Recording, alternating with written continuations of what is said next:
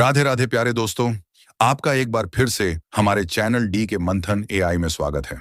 प्यारे दोस्तों, भाग 2 में हमने देखा कि मंदिर की आग में दासी का कोई अता पता नहीं चलता और साफ कदमों के निशान जो दरवाजे तक जाते तो थे लेकिन वापस लौटने के निशान नहीं थे।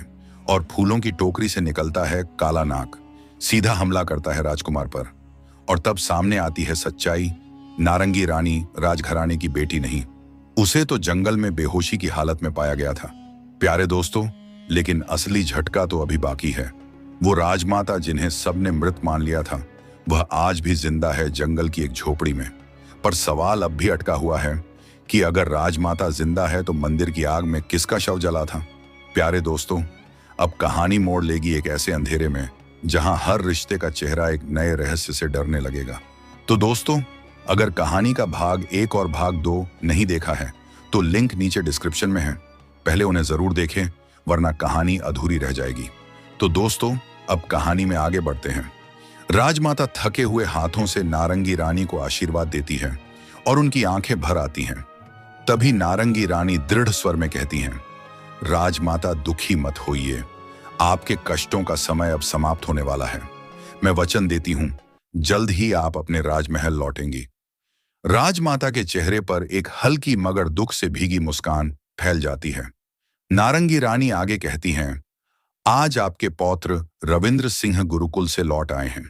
कुछ समय बाद उन्हें शस्त्र विद्या के लिए आचार्य मध्वाचार्य के पास जाना है। यह सुनकर राजमाता की मुस्कान गहरी होती है और पीड़ा कुछ हल्की। इशारे से वह छोटे पौत्र श्रवण सिंह के बारे में पूछती हैं।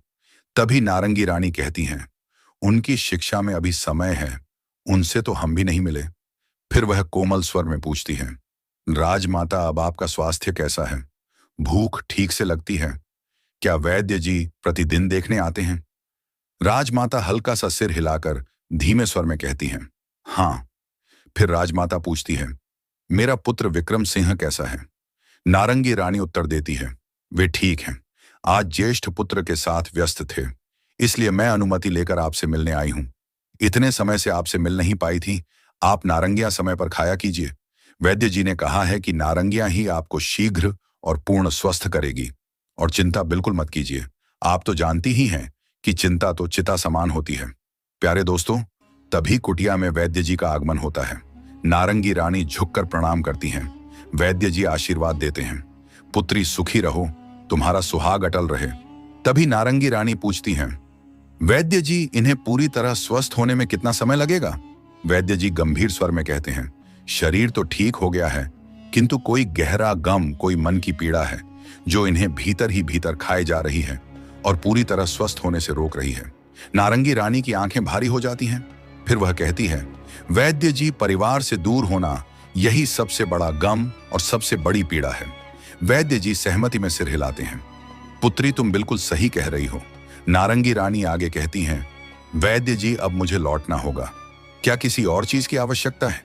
वैद्य जी कहते हैं, नहीं, बस इन्हें नियम से नारंगियां खिलाते रहना, शीघ्र ही पूरी तरह स्वस्थ हो जाएंगी। नारंगी रानी आश्वासन देती है, जी वैद्य जी, मैं ध्यान रखूंगी। राजमाता को प्रणाम करके वैद्य जी चले जाते हैं। तभी नारंगी रानी राजमाता का हाथ थामकर कहती हैं, जल्द ही मैं आपको राजमहल ले जाऊंगी। अब हम चलते हैं, अपना ध्यान रखना, मैं फिर आऊंगी। राजमाता धीमे स्वर में कहती है, ठीक है पुत्री, तुम भी अपना ध्यान रखना। माता पिता से विदा लेकर वह राजमहल लौट आती है। प्यारे दोस्तों, 2 दिन बाद महाराज अचानक नारंगी रानी के कक्ष में आते हैं और पूछते हैं, छोटी रानी, आपके माता पिता कैसे हैं? नारंगी रानी संयमित स्वर में कहती हैं, महाराज, वे ठीक हैं।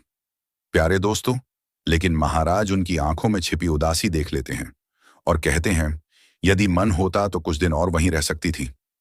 नारंगी रानी कहती हैं, मुझे संतोष है कि मैं सबसे मिल आई हूं, किंतु इस समय मेरा यहां रहना जरूरी है, इसलिए लौटना ही उचित समझा। महाराज मुस्कुराते हैं, वैसे आपने लौटकर अच्छा किया, आपने हम पर ना जाने क्या जादू कर दिया है, आपके बिना यहां हमारा भी मन नहीं लगता, महाराज ने स्नेह से कहा। नारंगी रानी मुस्कुराई और बोली, महाराज, यह कोई जादू नहीं, यह आपका बड़प्पन है जो आप हमें इतना मान देते हैं। महाराज ने दृढ़ स्वर में कहा, छोटी रानी, आप इस मान की पूरी हकदार हैं। जब आप पास होती हैं तो एक सकारात्मक ऊर्जा हमारे चारों ओर छा जाती है, जैसे पूरा वातावरण प्रफुल्लित हो उठता है। तभी नारंगी रानी बोली, यदि अनुमति हो तो मैं एक बात पूछ सकती हूँ। महाराज ने सिर हिलाया। जरूर पूछिए। ये बावड़ी की तरफ इतने दरवाजे क्यों बने हैं? क्या हर बावड़ी में ऐसा ही होता है? मैंने तो कभी ऐसी बावड़ी देखी नहीं। महाराज ने समझाया, नहीं छोटी रानी, ये दरवाजे हमारे पूर्वजों ने विशेष कारण से बनवाए थे, ताकि यदि कभी कोई शत्रु महल तक पहुंच जाए तो महल की स्त्रियां इन दरवाजों से सुरक्षित बाहर निकल सकें। इन दरवाजों के भीतर गुप्त मार्ग हैं। कुछ तहखाने में खुलते हैं और कुछ ऐसी सुरंगों में जो जंगलों में जाकर निकलती हैं, और वे स्थान इतने गुप्त हैं कि दुश्मन उन्हें ढूंढ ही ना पाए। नारंगी रानी की आंखों में प्रशंसा झलकी। महाराज, यह तो अद्भुत सुरक्षा व्यवस्था है। प्यारे दोस्तों, संध्या होते ही युवराज के आगमन की खुशी में महल उत्सव से भर गया। रंगारंग कार्यक्रम की तैयारियां पूरे जोरों पर थीं। कोई गीत गा रहा था, कोई नृत्य कर रहा था, कोई बाजीगरी दिखा रहा था, तो कोई कठपुतलियों का खेल। इसी बीच मंझली रानी माधवी अपनी तबीयत खराब बताकर उठी और उनके साथ उनकी चहेती दासी लीला भी निकल गई। प्यारे दोस्तों, नारंगी रानी की नजरें पहले से ही उन पर टिकी थीं। तभी कुछ देर बाद नारंगी रानी ने सेनापति को भी चुपके से जाते देखा।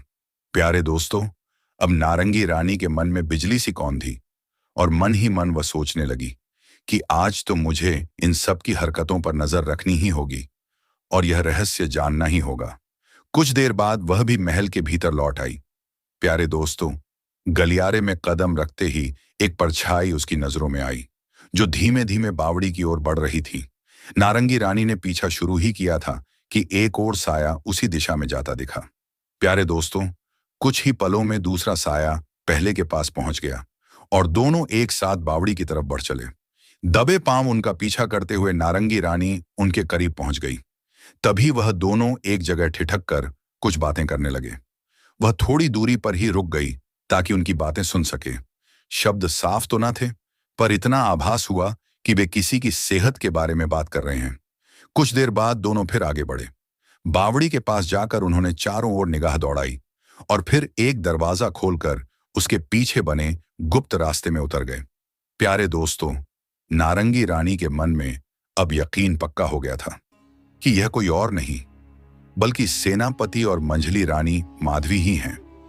वह सोचने लगी कि आज पता लगाना ही होगा कि यह दोनों इस तरह सबसे छिपकर जाते कहां हैं और क्यों। प्यारे दोस्तों, अचानक उनकी परछाइयां नारंगी रानी की नजरों से ओझल हो गई। वह हैरान सी चारों ओर देखने लगी। तभी उसकी निगाह दीवार पर बने एक चित्र पर ठहर गई।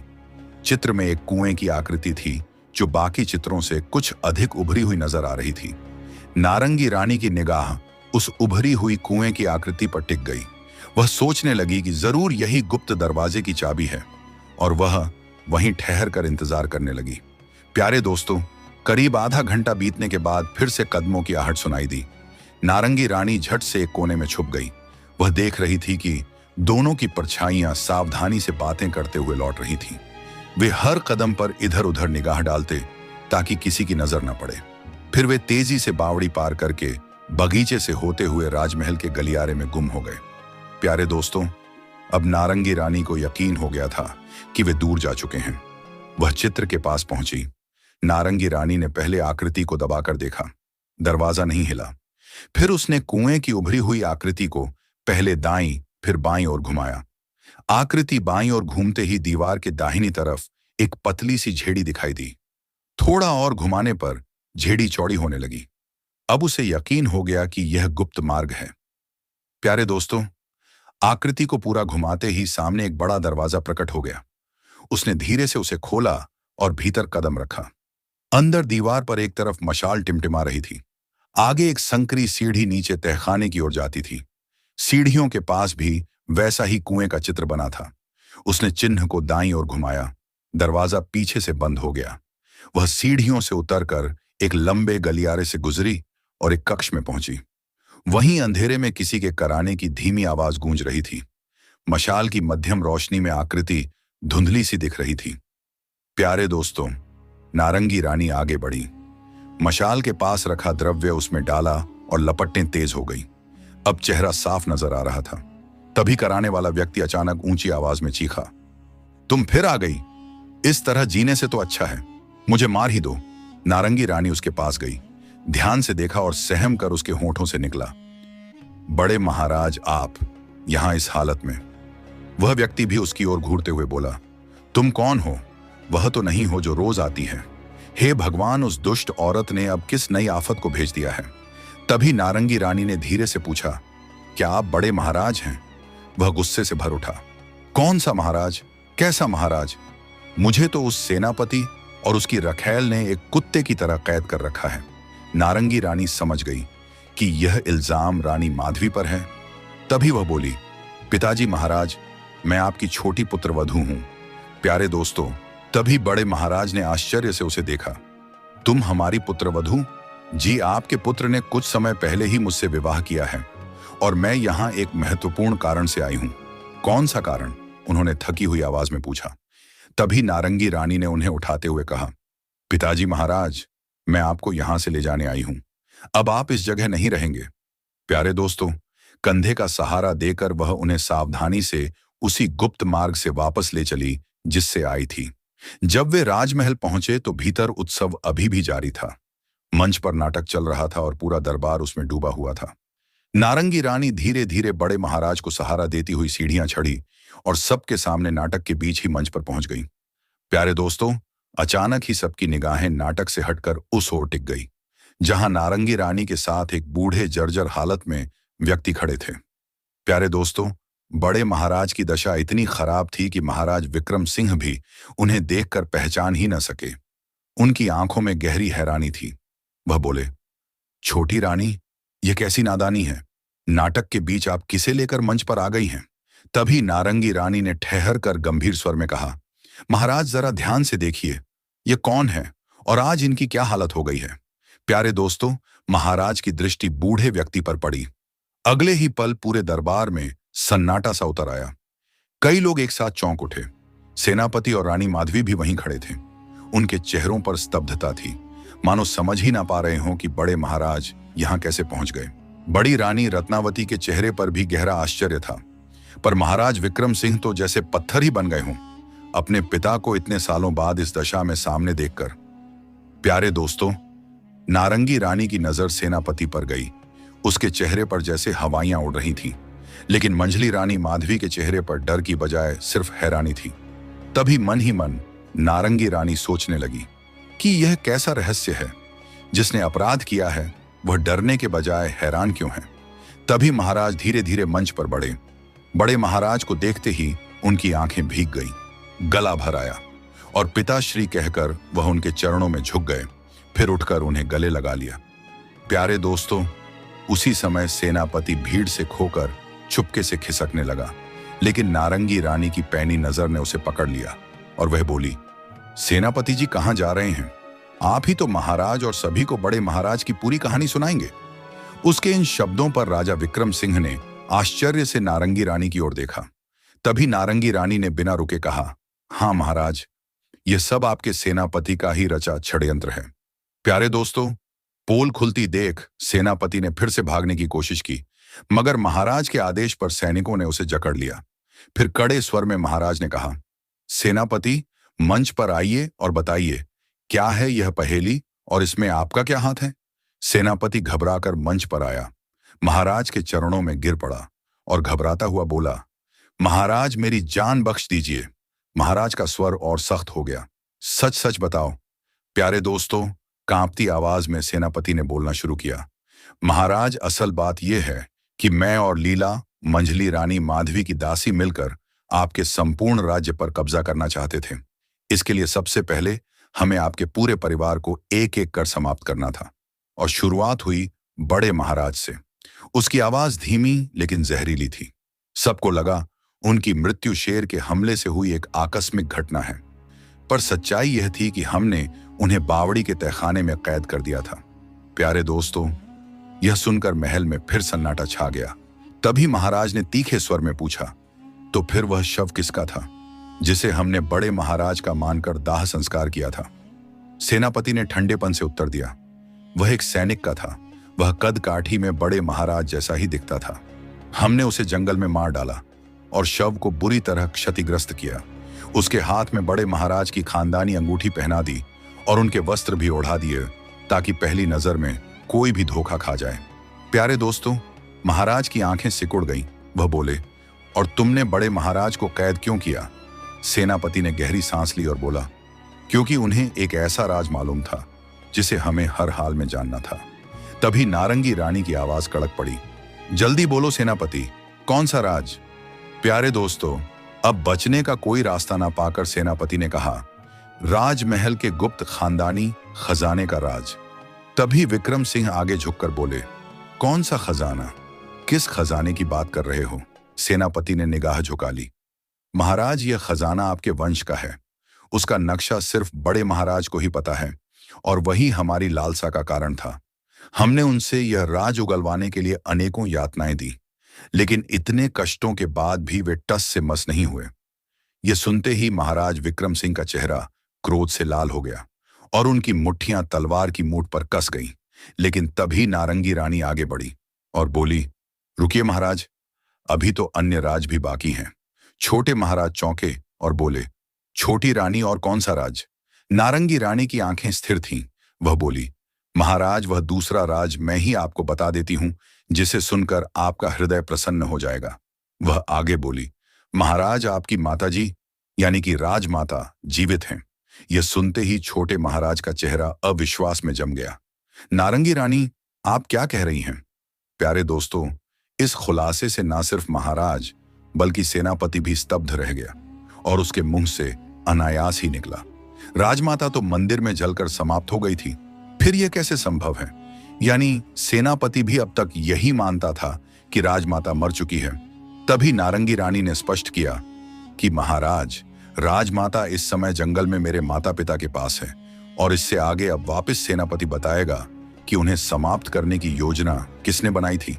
और नारंगी रानी ने तलवार की ओर इशारा करते हुए तीखे स्वर में कहा, बोलो सेनापति, अन्यथा यह तलवार तुम्हारी गर्दन तक पहुंचेगी।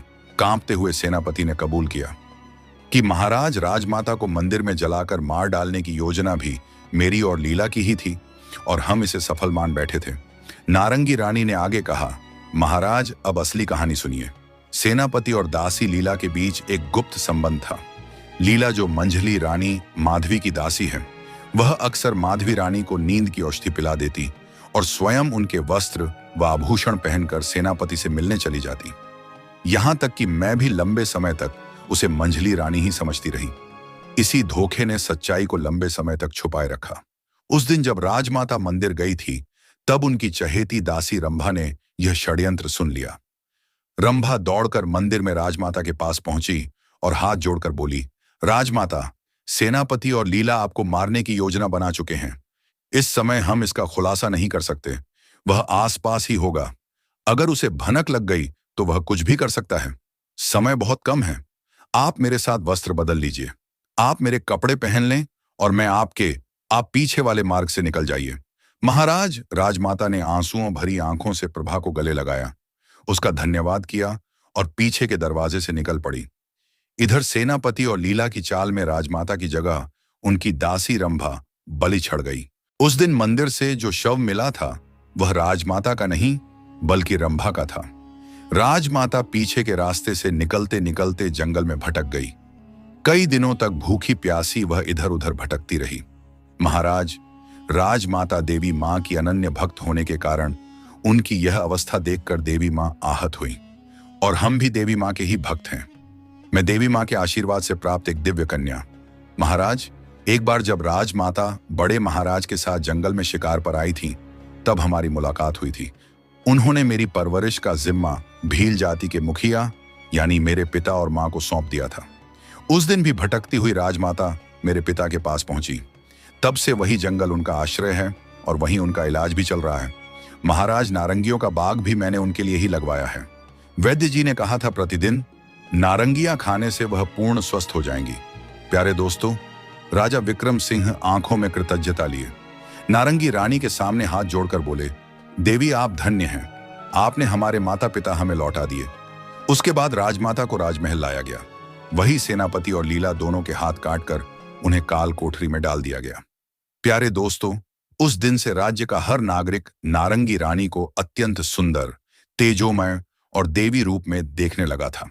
उनका असली नाम अंबिका था, मगर राजमहल आने से पहले देवी मां की आज्ञा से उन्होंने अपना नाम बदलकर नारंगी रख लिया था। अब महल में सभी लोग खुशी से रह रहे थे, क्योंकि अब राजमहल में वो पुराने दिन वापस आ गए थे। दोस्तों, मुझे पूरी उम्मीद है कि आपको कहानी का अंतिम भाग भी बहुत पसंद आया होगा। प्यारे दोस्तों, यहाँ तक हमारे साथ बने रहने के लिए आपका दिल से धन्यवाद। ऐसी ही और भी कहानियां सुनने के लिए हमारे चैनल को जरूर सब्सक्राइब करें, कहानी को लाइक करें और कमेंट में आपकी राय अवश्य दें। तो दोस्तों, मिलते हैं एक ऐसी ही अगली कहानी में। राधे राधे।